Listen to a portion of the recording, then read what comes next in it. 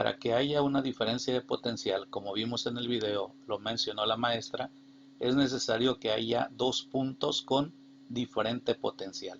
Así, por ejemplo, nos sorprende ver que algunas aves se posan en los cables de electricidad y no les pasa nada. ¿Por qué? Para que exista una corriente entre dos puntos se necesita una diferencia de potencial entre ellos, ya lo mencioné. Así esta ave puede posarse sin sufrir daño en un alambre, aun cuando el alambre esté a un alto potencial. Pero si esa ave hiciera contacto con el otro alambre, el que está a su lado en su vecindad, como dice aquí, su situación cambia dramáticamente. ¿Por qué? Porque habría una diferencia de potencial, se daría un voltaje y ese voltaje sería muy alto, se electrocutaría. Vamos a realizar algunos ejercicios de diferencia de potencial o voltaje. Número 1. Observa el dibujo. Inciso A. Se moverán las cargas Q1 y Q2, ambas negativas y con igual valor de carga, con respecto a Q, que es positiva. Inciso B. ¿Dónde será mayor el campo eléctrico? ¿En el punto Q1 o en el punto Q2? Inciso C. ¿Dónde será mayor el valor del potencial eléctrico? ¿En el punto donde se encuentra Q1, aquí, o en el que se encuentra Q sub 2, aquí? Veamos, analizando esto, las respuestas son las siguientes. En el inciso A, en este caso la carga Q, esta, la positiva, crea un campo eléctrico a su alrededor, esta mancha oscura que se ve. Por ello, las cargas Q1 y Q2 experimentan una fuerza. Estas dos van a experimentar una fuerza. Ahora analicemos. Estas dos son negativas y esta es positiva. ¿Qué tipo de fuerza será? Será una fuerza de atracción, porque cargas diferentes se atraen. Por lo tanto, van a comenzar a moverse hacia la carga Q. Tanto Q1 como Q2 se van a mover hacia la carga Q. Respuesta: sí, sí se mueven y lo harán hacia la carga Q. Inciso B. ¿Dónde hay mayor campo eléctrico? Pues analicemos, Q1 está más cerca, por lo tanto va a ser atraído con mayor fuerza. Leamos. Como Q1 está más cerca de Q que de Q2, en la posición Q1 el campo eléctrico será mayor. Esto quiere decir que la carga Q1 sufrirá una fuerza mayor que la carga Q2. Como ya lo había dicho aquí, será una mayor fuerza que en esta. Y en el inciso C, ¿dónde será mayor el valor del potencial eléctrico? Pues donde esté más cerca, otra vez Q1, pero veamos la respuesta. Como Q1 está más cerca a la carga Q, en la posición en la que se encuentra Q1, será mayor el valor del potencial eléctrico.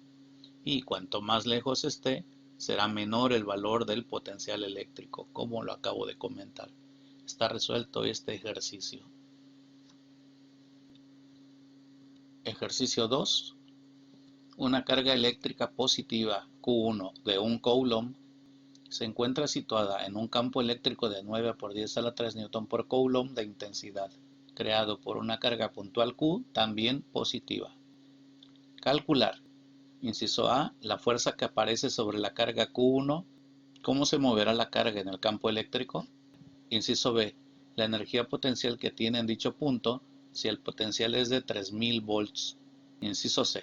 Si la carga de un coulomb se mueve entre dos puntos del campo cuya diferencia de potencial es de 1000 volts, ¿qué cantidad de energía necesita? Revisemos los datos. Me están dando la carga 1, que es de un coulomb, y me están dando el valor del campo eléctrico, que es de 9 por 10 a la 3 Newton por coulomb. Y me dicen que la carga puntual es positiva, igual que la carga eléctrica Q1. Me piden primero calcular el valor de la fuerza que aparece sobre la carga Q1 y cómo se moverá la carga en ese campo eléctrico. Procedemos. Aquí está toda la respuesta, pero lo voy a leer y a explicar. Cuando una carga se sitúa en un campo eléctrico, aparece sobre ella una fuerza que depende de la intensidad del campo eléctrico según la ecuación esta que ya conocemos. Campo eléctrico es igual a la fuerza entre la carga. Conozco el campo eléctrico y conozco la carga. Voy a despejar la fuerza. Está estorbando la carga, pasa multiplicando. Por eso la ecuación queda así. Ya hicimos ejercicios de esto. La fuerza es igual al campo eléctrico por la carga. Es decir, el campo eléctrico es de 9 por 10 a la 3, aquí está, por la carga 1, que en este caso es un coulomb. Multiplicamos y nos da 9 por 10 a la 3 newtons. Ese es el valor de la fuerza que me están pidiendo aquí. Ahora, como me dijeron que las dos cargas son positivas, ¿qué va a suceder entre ellas? Va a haber una fuerza de repulsión. Es decir, la carga Q1 se moverá alejándose de la carga puntual Q. Resuelto el inciso A. Vamos con el inciso B. Aquí me piden calcular la energía potencial que tiene en dicho punto, la carga de un coulomb, si el potencial es de 3000 volts. Como ya explicó la maestra en el video, para cada punto del campo, la carga Q, esta, tiene un determinado contenido de energía, que depende del potencial eléctrico en ese punto. ¿Cómo lo voy a calcular? Con la ecuación. Energía potencial es igual a un coulomb, que es el valor de la carga, por el voltaje, por la cantidad de volts que me dijeron que tiene de potencial. Es decir, un coulomb por 3000 volts. Y al multiplicar nos da 3000. También en el video nos dijeron que es volts sobre coulomb, nos dará joules, que son unidades de la energía.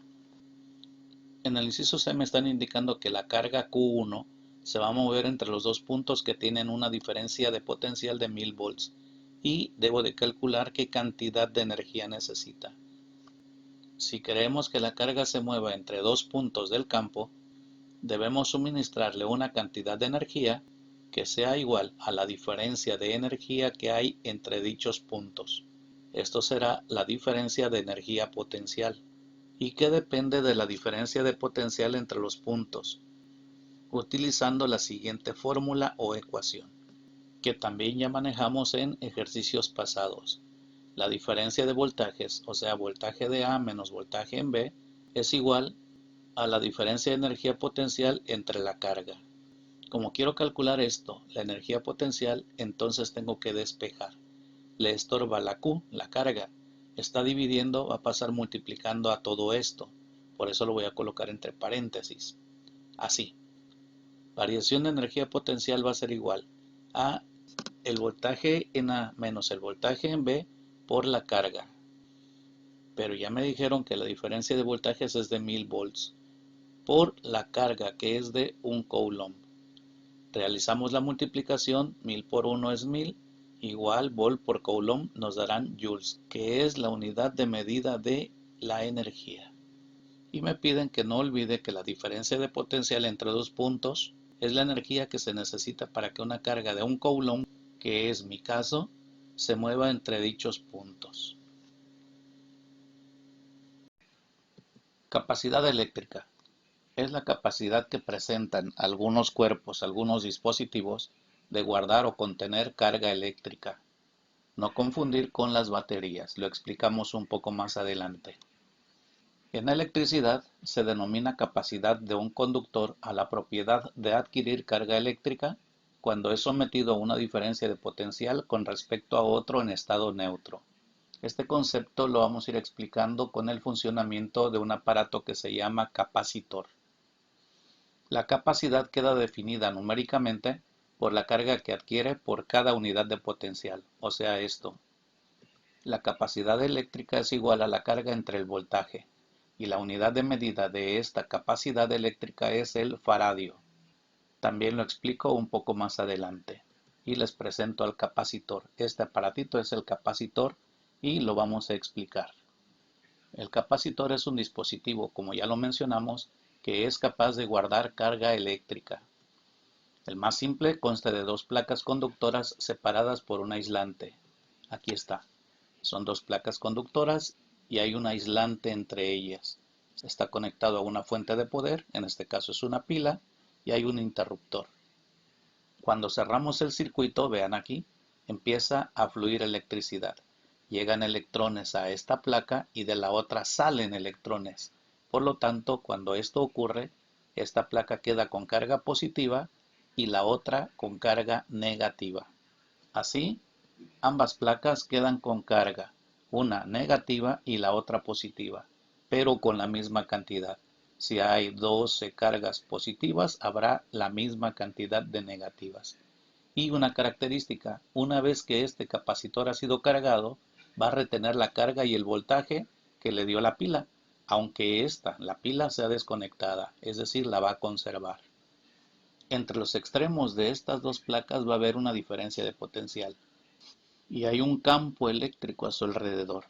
Y esa diferencia de potencial o voltaje es el mismo que tenía la pila aun cuando haya sido ya desconectado, ya lo almacenó. Ahora bien, ¿cuánta carga puede guardar un capacitor? Para explicarlo voy a recurrir a algo que ya vimos, los fluidos. Por ejemplo, tratándose de un líquido, ¿cuánta agua puedo guardar en un recipiente? Bueno, va a depender del volumen, de la capacidad que tenga ese recipiente. Es decir, si su capacidad es de 1 litro, pues solamente le cabrá 1 litro, su volumen. La capacidad del recipiente en este caso es el volumen del recipiente.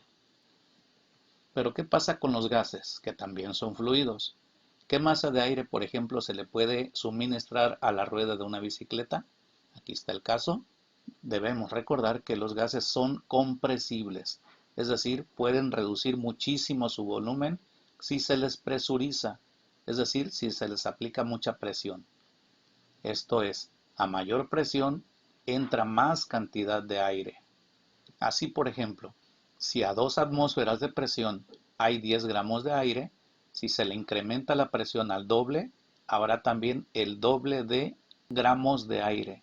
Es decir, si a 2 atmósferas hay 10 gramos de aire, a 4 atmósferas habrá 20 gramos, el doble. Si analizamos, en este ejemplo entran 5 gramos por cada atmósfera de presión. ¿Por qué? Porque a 2 atmósferas hay 10 gramos, a 1 atmósfera habría 5. A 4 atmósferas hay 4 veces 5, o sea 20 gramos. Entonces la capacidad de esta llanta, de esta rueda, es de 5 gramos por cada atmósfera. Es decir, la capacidad es igual a la masa, 5 gramos, entre la presión, 1 atmósfera para este ejemplo. Pero, ¿qué pasa con la electricidad? La carga eléctrica, como los gases, también puede ser comprimida si se le aplica la presión adecuada. Ojo, les puse presión entre comillas. ¿Por qué razón? Porque estamos hablando de electricidad, sería presión eléctrica. Esta presión eléctrica no es otra cosa más que el voltaje. Así, si comparamos el caso de la rueda de la bicicleta con un capacitor, las equivalencias serán las siguientes. La masa del gas, que se representa con la letra M, será igual a la carga eléctrica representada con la letra Q para el capacitor.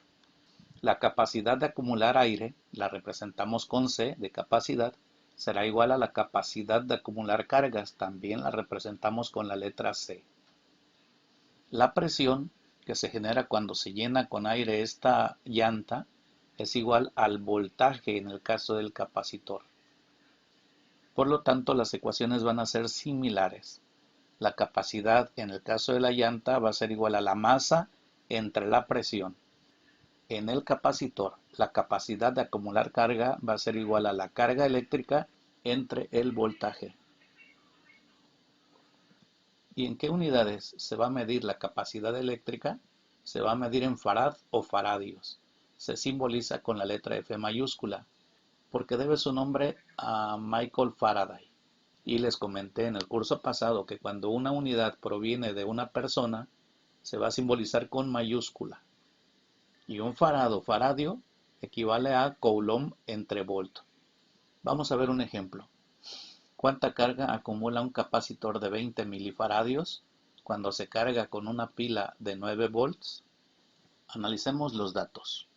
Me están dando la capacidad 20 microfaradios y me están dando el voltaje. Es decir, conozco este dato y conozco este. Quiero calcular la carga que va a acumular. Despejamos Q, le estorba B, el voltaje. Está dividiendo, va a pasar multiplicando a la capacidad, quedando lo siguiente.